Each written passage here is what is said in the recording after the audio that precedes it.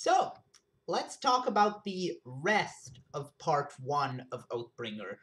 Um, there's a lot here. Uh, Obviously, this is a bit different than the usual because I'm sort of talking about the second half. So, um, it's kind of interesting, really. This book is meant to be Dalinar's book. Obviously, like that's the conceit of Oathbringer as a book. And yet, I have to say, I feel like so far we've gotten mostly Shallan. Like, there's been a ton of development for Shallan so far. Uh, Way more, I would say, than for Dalinar or Kaladin. Which I'm not complaining about. Shallan is my favorite character, but it's just interesting that that's where maybe I'm just noticing her development more because she's my favorite character. It could also be that, like, there could be some confirmation bias there. Um, anyway, not a lot going on with Dalinar here, so I'm not really gonna go into. I don't really have much to say about Dalinar. Um, I do have one thing to say, which I'll talk about later near the end. Um, this section is much more Kaladin and Shallan focused. So I'm gonna start with Kaladin because I have less to say there, even though it is very interesting. So Kaladin, fairly quickly, essentially, I don't want to say makes friends with, but makes a sort of tentative alliance with the group of Parshmen that he is traveling with, that he's been quote unquote captured by, and he earns their trust. He helps them. He teaches them stuff. Um, I feel like there's a lot of potential in this particular storyline with the Parshmen and where that's going. I'm hoping that going forward, the story leans more and more in the direction of portraying the Parshmen as justified and um, a having at least as much, if not significantly more, of a moral high ground than the humans in this conflict. Um, because I believe that they do. Uh, and it's a pretty big problem, of course, that they are working for Odium. Don't get me wrong, that's an issue and a big one. Um, but if Odium wasn't involved in this whole thing with the Parshmen, I feel like they would be just the uncomplicated good guys in this story. Um, as things stand, however, I'm hoping that there is going to be some kind of way to get at least some of the Parshmen to not side with Odium, in a way that still leaves them independent from humans and doesn't just put them back under human control. I don't know how you would do that right now because most of human society is probably very much going to want their slaves back, which is unacceptable. Like, we can't have that happening. Um, but I'm not sure how I feel really about Sanderson's decision to have the slave race also be like the foot soldiers of the Dark Lord, essentially. I'm hoping that that's going to become a bit like the whole relationship between the Parshmen and and Odium is going to become more complicated as time goes on, and there's some hints of that in the Venli interlude at the end here. Um, so I'm gonna talk a bit more about that when I get to that. Um, but back to Kaladin. The climax of Kaladin's story here is the scene in the High Storm, where Kaladin essentially confronts the Stormfather. And this is a pretty good point. The Stormfather is supposedly a quote-unquote good spren. Like, he's theoretically on the right side, even though he's obviously, like, not a big fan of humans. But he is a splinter of honor. He is opposed to Odium, etc., etc. He wants to preserve the world. Um, which does make it pretty interesting that the main thing he does that he's known for in general on Roshar is creating high storms which destroy everything and kill people and are like a major factor, I would say, of why humans aren't more advanced and also thereby more prepared for the coming desolation.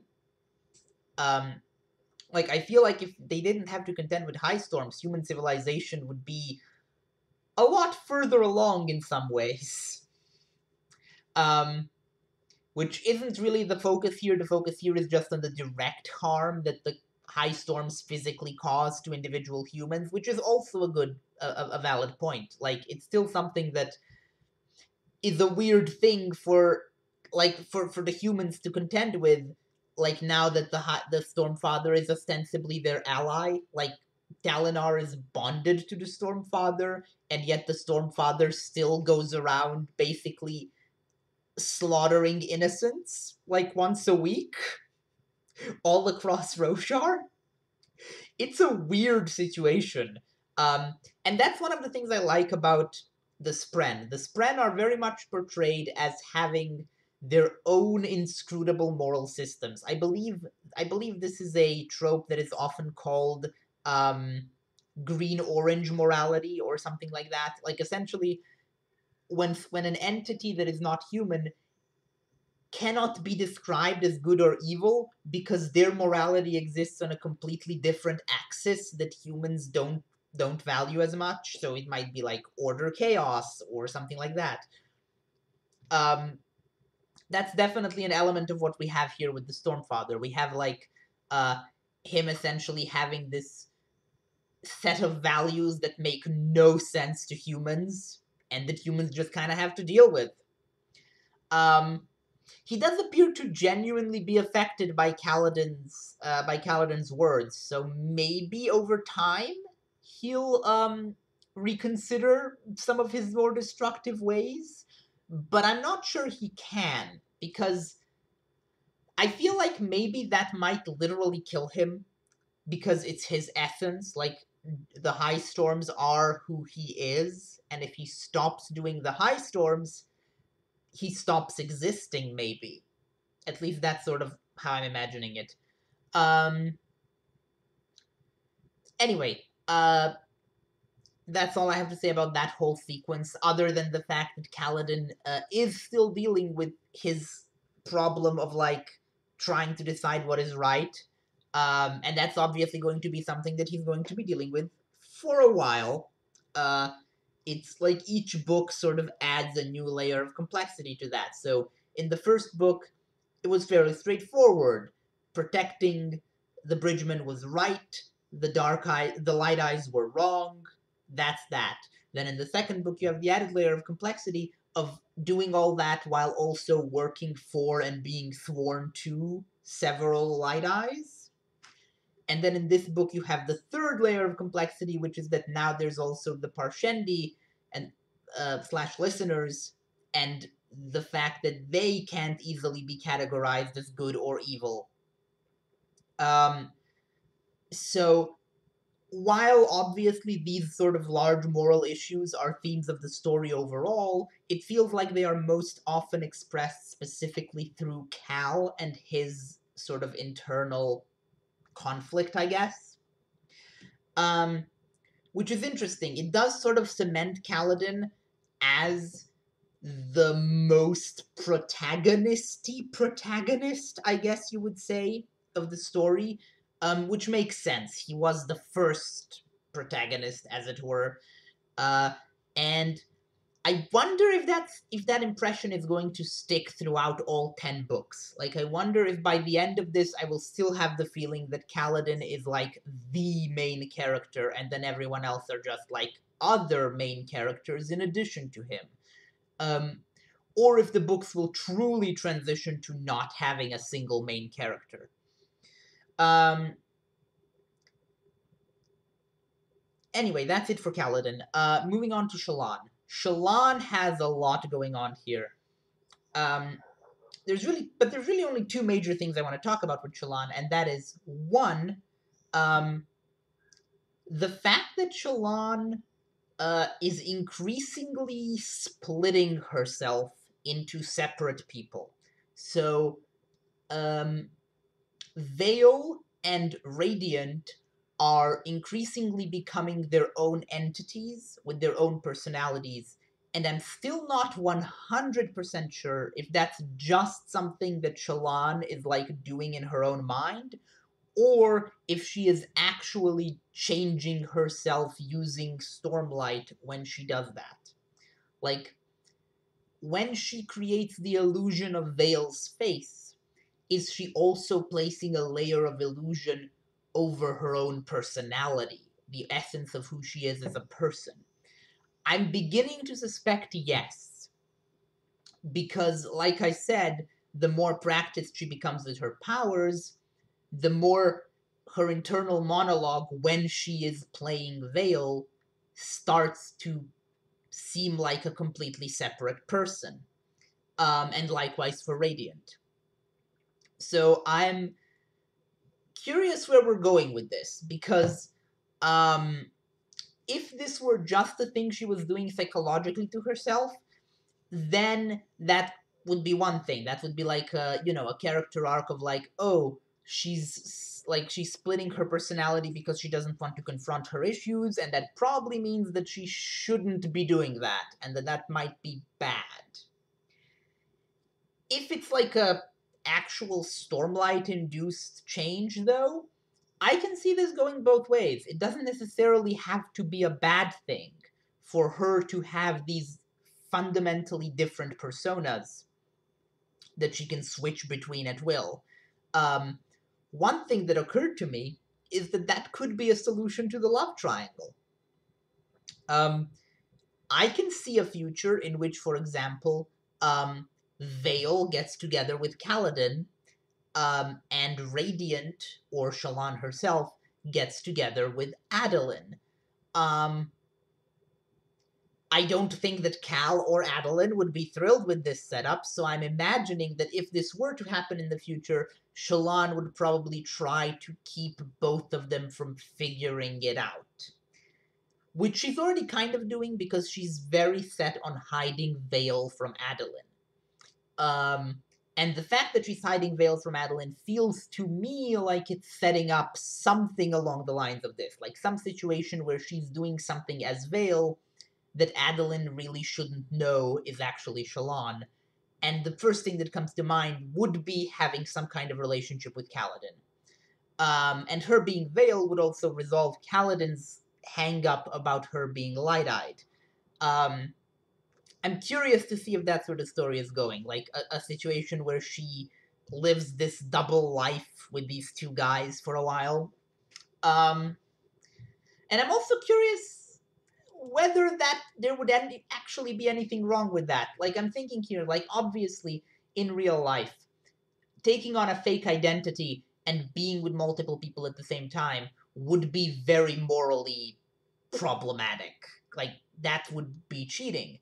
But in this context, where she is essentially magically altering her own personality, like, at what point does she stop being the same person?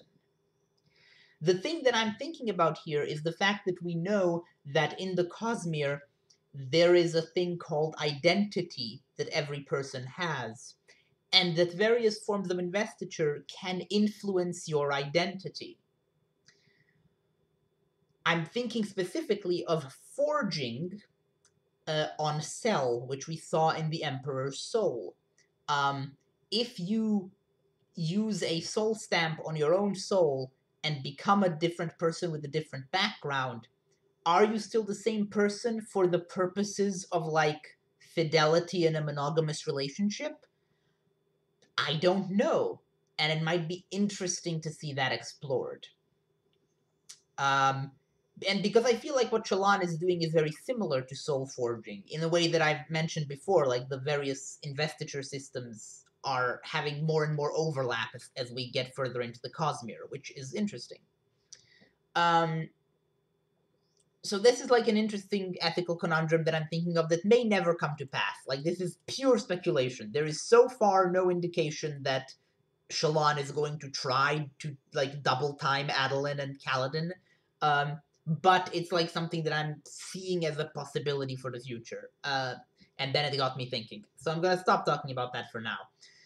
Um, Shallan learning to be Veil is also very interesting because it involves her confronting the different ways that the Dark Eyes live compared to the Light Eyes. The scene where she realizes for the first time that things that she just takes for granted, such as the color of wine, are actually just like light eyed cultural conceptions that don't necessarily mean anything, and like the same drink can be colorless if you just don't add color to it. Like that's a small thing, but it represents something larger because and what it represents is the fact that Shallan has no idea how the Dark Eyes live. Even though she was a relatively low-ranking Light Eye and one with a deeply troubled and tragic personal life, she is still completely alienated from the common people of her society. Um, which is something that we've seen a lot in the previous books as well, but now she's, I think, starting to confront that and work on it. Even though she's doing it, I think, for the wrong reasons. I think it would be nice if she actually, like, thought about the moral implications of the fact that she is so divorced from the people below her. But she's instead trying to fix that lack in herself for practical reasons, which is also okay. She's trying to be better at playing Veil, essentially. Um, so, so all of these are interesting developments, but then the story takes a wild turn with the introduction of, I don't know how to pronounce this, Reshefir, I guess? Reshefir?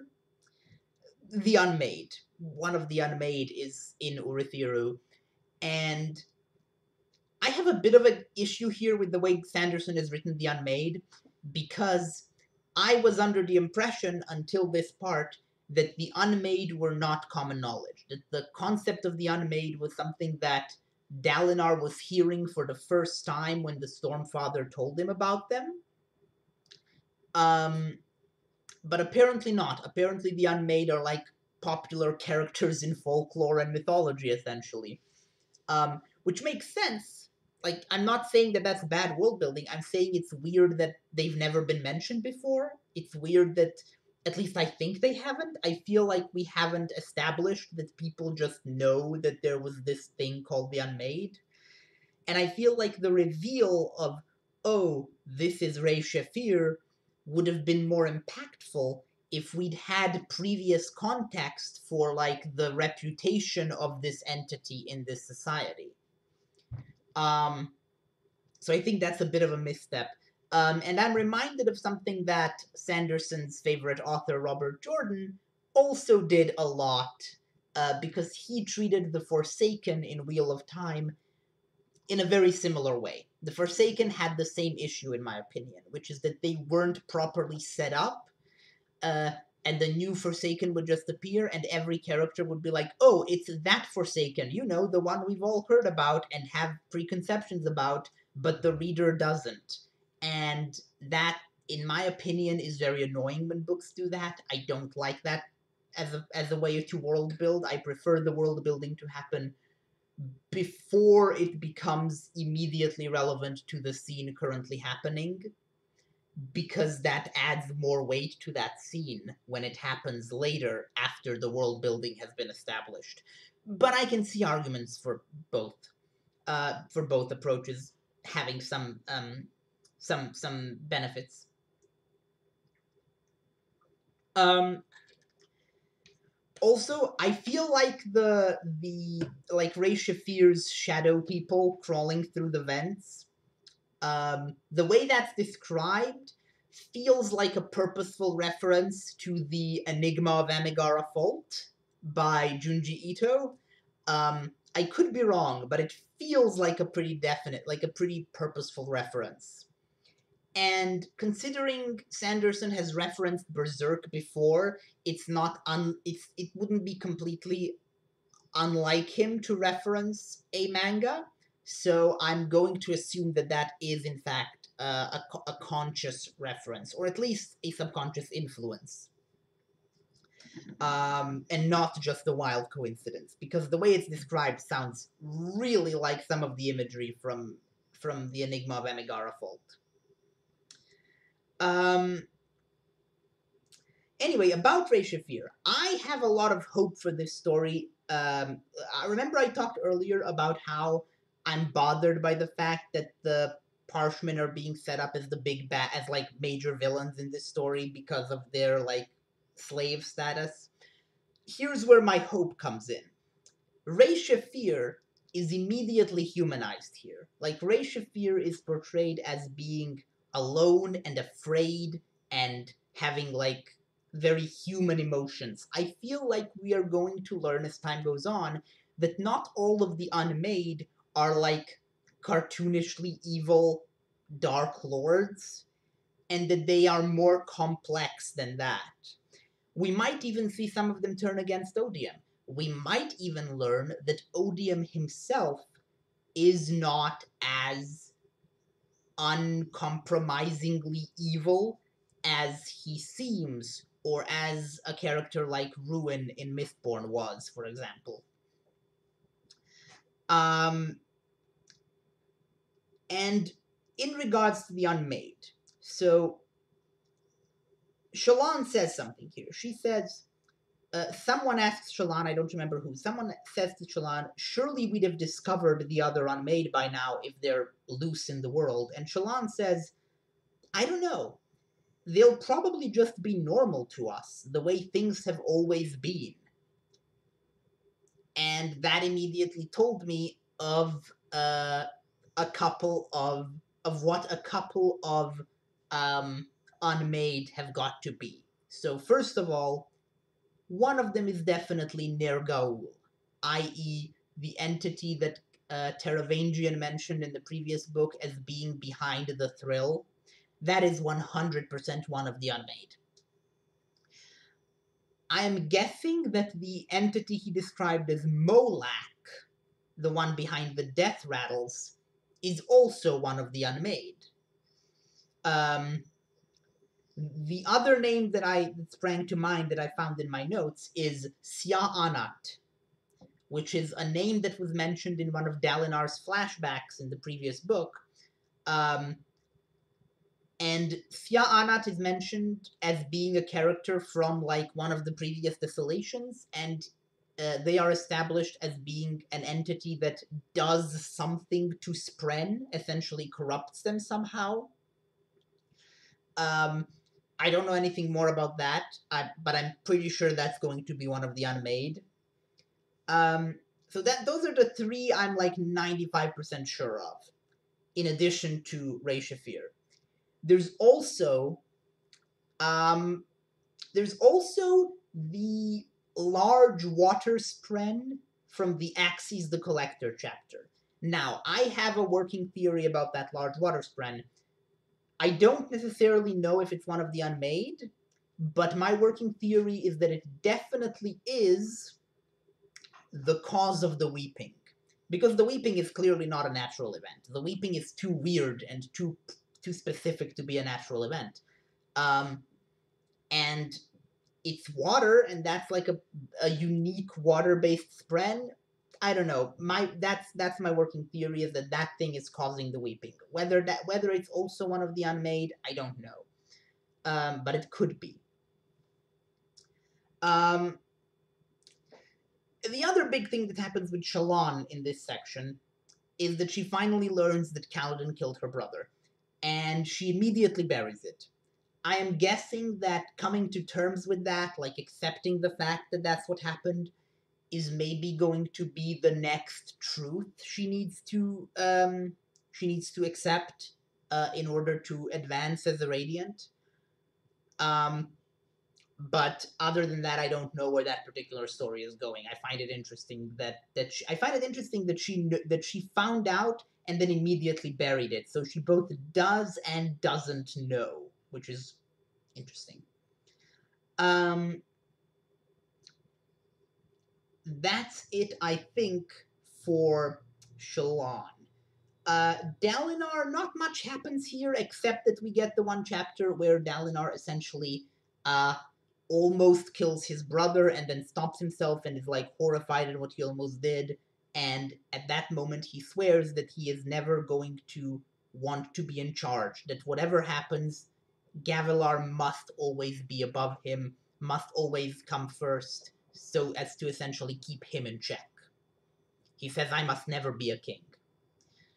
And that's interesting because of the final chapter of this section, which is a Venli chapter, or rather a Venli interlude, where Venli discovers Eshonai's corpse. I'm going to talk about that in a minute.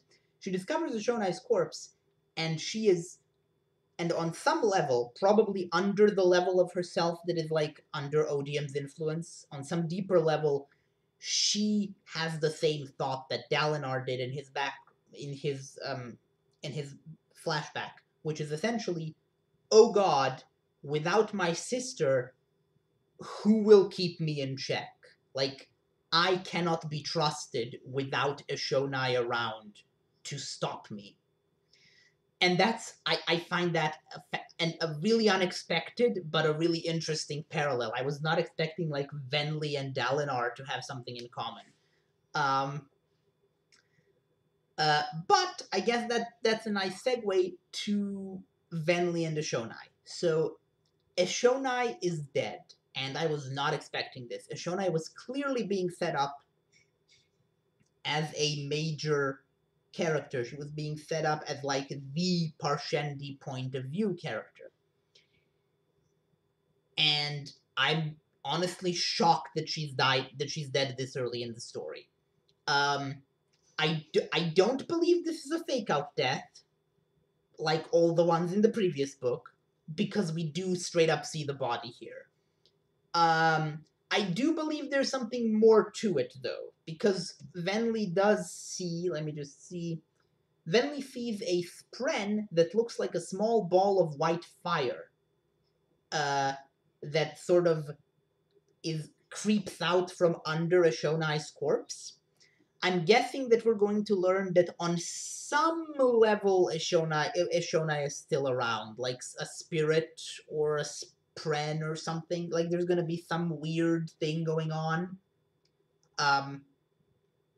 with Eshonai technically still being around. If that is the case, I won't mind, because I think Eshonai is a very interesting character and I want to learn more about her. But also that will be like the fourth fake out death in a row, so maybe that'll be too much. I guess now Venli is going to become our primary Parshendi viewpoint character. I am still waiting for the time when we start getting proper Parshendi POVs, like in the main chapters, as like one of major characters in the story. I get why they haven't been so far, because it would give the game away in many respects. But I feel like we might now be getting close to a point where the benefits of hiding the Parshendi point of view from us are going to start being outweighed by the problems of only having human POVs in a story about this a conflict this morally complex, where like neither side is the good guys. I feel like we're gonna need to get some actual major Parshendi POVs soon, either this book or next book. Otherwise, that's just gonna be it's gonna be super weird to keep going through this war and acting like it's like we're supposed to see both sides, but really we're only seeing one.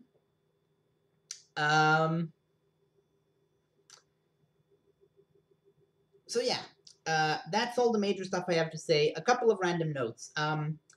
The romance novel gag in one of the interludes here with the Ardent reading a romance novel. I was worried for a while that it was going to be a cheap shot at the romance genre, which a lot of other genre authors, especially men, really like to do, which I always am very... Like, I don't read romance personally at all. I don't like it. but it feels weird to me to like take cheap pot shots at another genre, especially like the genre most associated with women. It feels weird to me when authors do that. Luckily, that's not what happens here. It feels like a build up to that being the joke, but then the joke is actually that all the Ardents, or at least another Ardent, is really into this book, and that it's like totally not a shameful thing for her to be reading at all, and like it's actually a well regarded book. So I like that. I like that sort of subversion of the typical gag that authors will do about romance. Um, what else can I say? Oh yeah, Yasna is back. I'm thrilled to see how everyone reacts to Yasna being alive. Um, I was not expecting Yasna to come back this quickly. Honestly, I was not expecting Yasna to make herself known to the people at Urithiru for a while. I thought she was going to go off and have like some adventure with Hoyd or something. But apparently not. Apparently she's back. So I'm looking forward to a lot of Yasna stuff because I really, really like Yasna. Um, Next, oh right, the conversations Dalinar and Teravangian have about like the burden of rulership and stuff are some of the most interesting like political debates here. I absolutely love those conversations, and I love the fact that Teravangian is not hiding the fact that he is more mentally competent than people assume. Like he is openly discussing fairly advanced concepts with Dalinar. Um, I will say though, both of them are like, oh man, what to do in this situation where we need to execute three of these people, but a fourth one might be innocent. Do we execute all of them? Do we execute none of them? What do we do? What is the right, like, what is, like, do we risk executing an innocent man in order to make sure we've executed three guilty people? Meanwhile, I'm just standing here going, like, this problem wouldn't be as much of a problem if you didn't execute people at all. Like maybe try a different model of justice instead of just executing people for crimes. Maybe a different model would be better at both at determining guilt and at not killing innocent people by accident. You know? Maybe consider that. uh, I am I am just constantly I'm just constantly encountering so many situations in books where I'm just like, man, this would be so much simpler if you guys had if you guys had a restorative justice model. But whatever, that's just, I mean, it makes sense for the characters in universe to have this limitation. Like obviously they wouldn't think that. This is not a criticism of the book. I think it makes perfect sense that this is not something Dalinar and Teravangian would consider. It's just something I consider while reading this. um anyway, I'm going to read part 2 now, uh which is going to be part 3 in terms of these videos because I split part 1 into. This is getting complicated. Anyway, um, talk to you next week with part 2 of Oathbringer. Bye.